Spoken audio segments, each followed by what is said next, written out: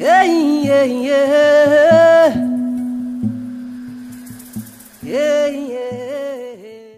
pays africains et les chefs d'État africains conçoivent l'économie bleue avant tout comme un segment de compétitivité entre les États. Or, l'idée même d'économie bleue, la notion même d'économie bleue ne s'inscrit pas dans ce registre-là. Il faut rappeler, c'est un concept qui est né à peu près aux alentours de 2012, c'est la conférence de Rio + 20, et Rio + 20, c'était le développement durable qui était conçu essentiellement comme un développement respectueux de l'environnement. Son axe principal était la protection de l'environnement, et c'est dans ce contexte-là que la question de l'exploitation des ressources marines est arrivée, et le souci essentiellement était de procéder à une exploitation qui soit à la fois respectueuse de l'écosystème, mais aussi de l'écosystème humain, et qui obéissent à un certain nombre de principes qui placent l'homme au cœur de l'économie. C'est ça, de mon point de vue, l'économie bleue. C'est la cousine de l'économie verte, ou presque la fille de l'économie verte, si l'on veut. Et aujourd'hui, cette idée-là se trouve confrontée à ce que j'évoquais tout à l'heure sur les attitudes des États africains, et sur les postures, plus exactement, des chefs d'État africains, à cette lutte farouche des souverainetés, et donc s'inscrit dans un ordre de compétitivité. Alors, l'économie bleue, le bleu, tout le monde l'aura compris, c'est la mer. L'économie, quelle est cette économie-là? D'abord, c'est une nouveauté en Afrique, que nous regardions la mer comme étant un territoire économique. Parce que l'Afrique, n'ayant pas eu pendant très longtemps les moyens de pouvoir exploiter la mer, mais d'abord les moyens de pouvoir politiquement dominer la mer, les États africains, les peuples africains n'étaient pas des peuples de la mer, n'étaient pas tournés vers la mer, ils étaient plutôt tournés vers la terre. Par voie de conséquence, c'est quelque chose de nouveau, même si les colons, eux, venaient par la mer et tentaient de dominer par la mer, ce n'étaient pas les Africains qui le faisaient. Donc c'est une nouveauté en Afrique, c'est aussi une ressource considérable aujourd'hui, lorsque l'on sait que la surface de la Terre est tenue par à peu près 70% des mers, et que à peu près la moitié des ressources qui n'ont pas été exploitées sont là, logées sous les mers ou dans la mer. Donc pour l'Afrique, qui est un continent aussi maritime, entouré par les océans par ailleurs, c'est une opportunité pour demain.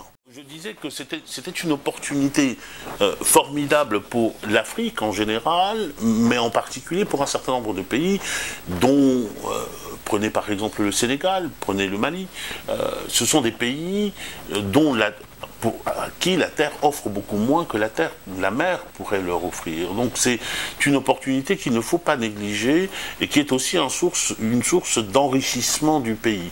D'où l'importance de ce qu'on appelle aujourd'hui l'économie bleue, à la fois ce que je disais tout à l'heure, mais qui reste de l'ordre du souhaitable, et ce qui est en train de se développer, à savoir l'exploitation des ressources marines, des ressources qui sont situées dans la mer.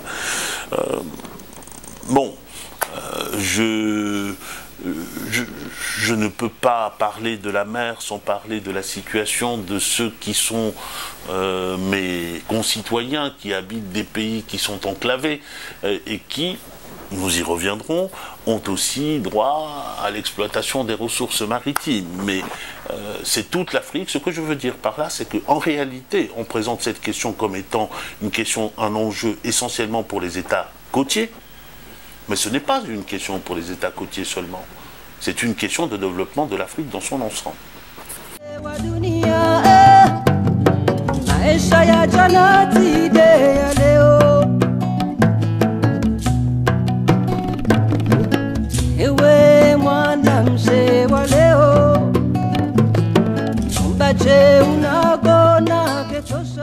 Ceci c'est un sujet de préoccupation considérable pour le développement de l'Afrique, des pays côtiers, à commencer par les pays côtiers. Avant d'en venir à la question proprement économique, il y a aussi la question des traditions. Vous avez des pays dans lesquels, les pays côtiers, tous les pays côtiers en Afrique, sont des pays dans lesquels vous avez des peuples de la mer. J'ai dit tout à l'heure qu'il n'y avait pas de pouvoir maritime. Il n'y a pas de pouvoir maritime, mais il y a toujours eu une activité sur la mer pour aller pêcher, et autour de cette activité, il y a des modes de vie qui se sont construits. Il y a des structures sociales qui se sont construites et qui sont totalement déstructurées aujourd'hui, où on voit de déstructuration parce que précisément ces structures-là ne correspondent plus, et ces modes d'exploitation ne correspondent plus aux nouveaux modes qui viennent avec notamment les accords que vous évoquez. Accord Union européenne et avec les États africains en matière de pêche, d'abord, la structure même des accords interroge. Ce sont des accords bilatéraux. Il n'y a pas d'accord avec des ensembles d'États. L'Union européenne, qui est une puissance, et je le souligne de propos délibérés, parce que dans les négociations internationales qui débouchent sur une règle de droit à travers des accords, c'est d'abord l'exercice d'un jeu de puissance. C'est des rapports de force. Dans ces rapports de force-là, l'Union européenne pèse autrement plus lourd que le Sénégal pris seul, que, je ne sais pas, la Guinée prise toute seule, la Guinée-Bissau prise toute seule, ou le Gabon pris tout seul, ou encore, que sais-je, le Cameroun pris tout seul. Donc, ce n'est pas un hasard si l'Union européenne milite plutôt pour des accords de ce type-là, plutôt que l'inscription de ce type d'accord dans des ensembles juridiques, de conventions, de groupe à groupe. On pourrait imaginer, par exemple, qu'il y ait un accord CEMAC, Union européenne, un accord CEDEAO, Union européenne, un accord SADC, Union européenne, etc. Et puis, vous avez raison de souligner le fait que nous sommes en train de brader, nous sommes en train de dilapider nos ressources, les ressources pour demain. Il ne s'agit pas seulement des ressources pour aujourd'hui. Parce que le pillage de nos côtes, le pillage des mers, et en particulier lorsque cela atteint la mer territoriale des États, parce que c'est de cela et la zone économique exclusive des États, que nous vendons pour des avantages qui sont des avantages insignes, c'est aussi le trésor de nos enfants demain, c'est le trésor de nos petits-enfants demain. Que ces accords soient des accords inégaux, je n'ai pas besoin d'en faire la démonstration ici, que ces accords soient conçus comme étant des accords dans lesquels, à partir du moment où les pays africains ont donné leur consentement à être liés librement, ce sont des accords, des engagements qui ont été consentis. C'est une vision du droit international que je ne partage pas totalement. Le droit existe pour être effectif. Il faut toujours mettre la règle et donc le principe en relation avec les effets qu'il produit sur le terrain. Et vous l'avez bien souligné, les États africains n'ont pas les moyens de la souveraineté qui est affirmée dans ces accords et que les chefs d'État se plaisent à affirmer. Ils n'ont pas les moyens de contrôler leurs côtes. Il n'y a qu'à voir d'ailleurs avec la question de la contrebande et du piratage qui devient aujourd'hui parmi les deux des fléaux sur les côtes africaines. Les États africains n'ont pas les moyens. À qui font-ils appel? Ils font appel à l'Europe notamment et aux États-Unis pour pouvoir surveiller leurs propres côtes. Bon, accord inégal, je serais tenté de dire que c'est la moins pire des situations. Nous avons des thoniers russes, japonais, chinois, qui entrent dans les eaux territoriales des États africains sans jamais avoir signé aucune convention, sans jamais avoir signé aucun accord. Nous avons là une sorte de nouveau terra nullius, comme on le disait au Moyen-Âge en Europe, c'est territoire sans maître. Et donc chacun vient, se sert. Et il est territoire sans maître de fait, parce qu'il n'y a pas la puissance d'exercer la souveraineté, le pouvoir de surveillance et de contrainte dans cet espace-là.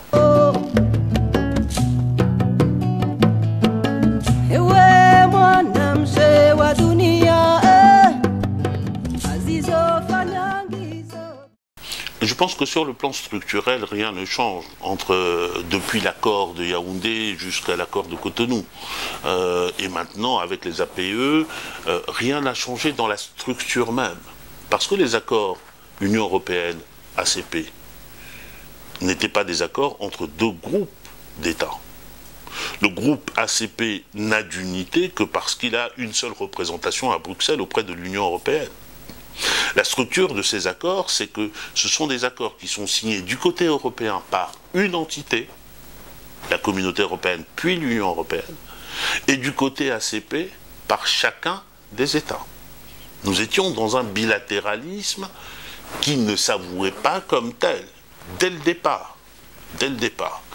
Et ce qui change, et c'est ce que nous retrouvons avec les accords de partenariat économique, mais ce qui change en réalité, parce qu'il y a bien quelque chose qui change, c'est que dorénavant, les États d'Afrique, des Caraïbes et du Pacifique ne peuvent pas revendiquer d'être traités de la même manière, puisque tout dépendra de l'accord qui aura été signé avec un ensemble réduit d'États dont les termes peuvent être différents de l'accord qui a été signé à côté. Donc l'égalité de traitement dans cet espace-là, Afrique, Caraïbes et Pacifique, disparaît, mais la structure même des accords demeure.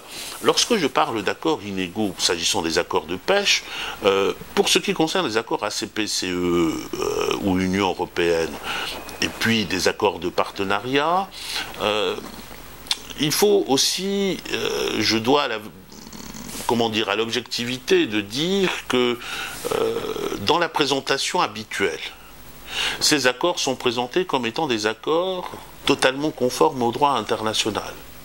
Comme vous le savez, au cœur du droit international des traités, il y a un principe de réciprocité des engagements qui sont pris. Dans le cadre des accords entre l'Union européenne et les États d'Afrique et des Caraïbes et du Pacifique, il y a une notion voisine qui est employée habituellement, qui est celle d'équilibre des engagements. Et cet équilibre des engagements est considéré comme étant identique au principe de réciprocité, ce qu'il n'est pas. Des engagements équilibrés peuvent être des engagements de groupes d'engagements distincts. Et c'est ce qui se passe dans le cadre des accords qui ont été signés avec l'Union européenne jusqu'à aujourd'hui et les États d'Afrique, c'est que chacun prend des engagements de son côté, l'autre prend d'autres engagements qui ne sont pas les mêmes. Par exemple, pour ce qui concerne les engagements en matière agricole, cette époque est révolue, l'époque du Tabex et du Sismine est révolue aujourd'hui, le système de stabilisation des recettes agricoles est fini aujourd'hui, mais l'Union européenne finance un système de stabilisation à la condition que vous exportiez de préférence vers l'Union européenne. Vous devez ouvrir, prenons l'exemple de l'ouverture des frontières douanières. Aujourd'hui, on pose la règle de l'effacement des frontières douanières. Supposons qu'on pose cette règle d'effacement des frontières douanières entre un pays africain et l'Union européenne. Qui va en profiter? L'Union européenne, évidemment, puisque l'Union européenne est capable de produire et de venir sur le marché de cet État africain, ce que cet État africain n'est pas en mesure de faire, et lui, c'est le partage des tâches, en quelque sorte, il enverra les matières premières, et ensuite les produits finis reviendront sur son territoire. Et c'est ce schéma-là qui se poursuit, malheureusement. Je pense qu'il y a une issue. Il peut même y avoir des issues qui dépendent des Africains eux-mêmes, et qui dépend d'abord de la réalisation des objectifs politiques qui se sont donnés à travers l'intégration régionale, qui dépend également du développement d'une industrie africaine, d'une véritable industrie africaine qui transforme les produits qui sont produits sur place, qui sont cultivés sur place, qui sont extraits sur place, et qui soit capable également de participer au commerce mondial à travers des produits qui sont des produits outillés, des produits valorisés, et non seulement des pourfendeurs, en tout cas des pays qui proposent des matières premières brutes qui vont dans les pays occidentaux ou qui vont sur les marchés occidentaux.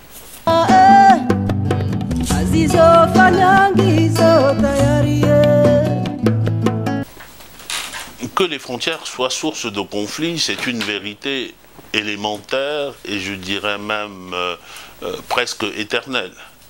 Lorsque vous parlez de frontières, vous parlez d'un élément qui constitue une représentation politique de l'espace. La frontière, c'est d'abord une prétention politique qui est de constituer une communauté homogène sur laquelle va pouvoir régner le même impérium, le même pouvoir, et sur laquelle les pouvoirs extérieurs n'ont pas de titre à agir. Et la frontière, c'est d'abord cela. Il y a un auteur qui avait intitulé son ouvrage « Fonds et frontières ». Cela exprime tout. La frontière, c'est d'abord le front vis-à-vis des pouvoirs extérieurs, et c'est une source par excellence de conflits. Il n'y a qu'à voir en Occident, lorsque les frontières sont nées, combien de guerres pour la transformation des frontières.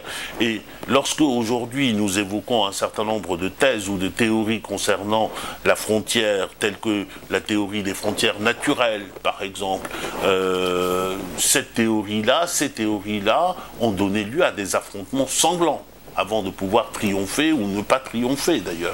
Donc ce n'est pas un phénomène typiquement africain, c'est simplement parce que la frontière ayant cette prétention-là à la fois de constituer un ordre politique interne et un pouvoir interne, et se posant en opposition au pouvoir externe, elle a vocation à être contestée, parce que vous n'avez pas une frontière à vous tout seul, vous avez une frontière qui vous sépare de quelqu'un.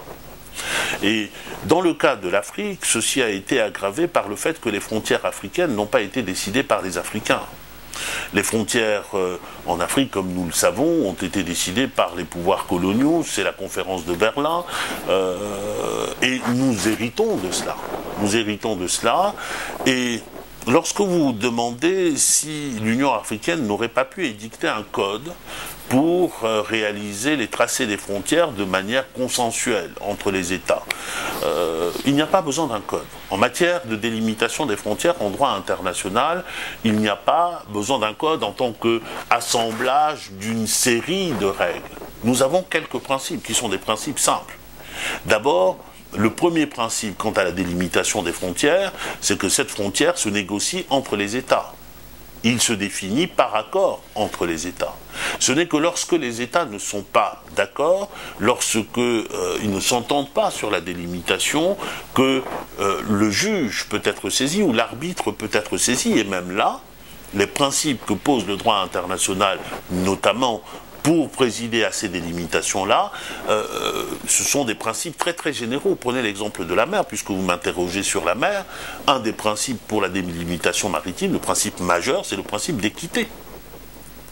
Principe d'équité, alors avec le principe d'équité, allez me dire à quoi cela renvoie essentiellement.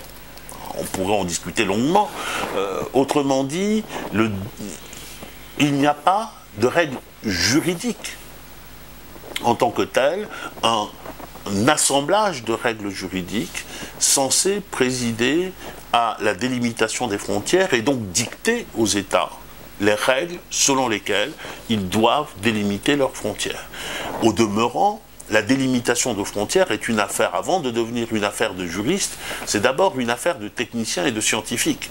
Ce sont les géographes, les géophysiciens, les géologues, les spécialistes d'astronomie maintenant, ce sont ces personnes-là, ces compétences-là qui déterminent ce que va être la frontière. Et lorsque vous discutez, par exemple, lorsque il m'est arrivé de donner des travaux dirigés de droit international général sur la délimitation des espaces maritimes, je peux vous assurer que vous avez 2 ou 3 principes, le principe d'équité, le principe d'équidistance par exemple, et puis le reste, si vous n'êtes pas féru des questions de géomorphologie de l'espace et des espaces sous-marins, vous ne vous en sortez pas. Et pour revenir à l'essentiel de ce que je veux dire, ce n'est pas un problème typiquement africain, il y a des conflits. Il y a des conflits qui naissent du fait que les États africains n'étaient pas à l'origine de la définition de leurs frontières. Il y a aussi des difficultés du fait que pendant très longtemps, alors même que l'Union africaine avait posé le principe de l'intangibilité des frontières, rien n'a été fait au plan continental pour donner corps à ce principe en traçant des frontières incontestables. l'Union africaine, ce n'est pas de règles qu'on avait besoin de la part de l'Union africaine, on avait besoin d'une politique déterminée, entraînant les États, mettant à la disposition des États les experts nécessaires pour que les frontières issues de la colonisation, qui n'étaient pas précisément déterminées, il faut se souvenir que ces frontières l'avaient été sur une table à Berlin, pas en Afrique, à un moment où la carte de l'Afrique n'était pas très précise, par exemple. Donc l'Union africaine aurait dû le faire. Je pense que l'Union africaine en a pris conscience. J'ai lu récemment un rapport qui est un rapport extrêmement riche sur les délimitations des frontières en Afrique, qui est une initiative de la Commission de l'Union africaine. C'est un travail qui mériterait d'être lu, et je renvoie d'ailleurs nos auditeurs à ce travail qu'ils trouveront sur Internet d'ailleurs.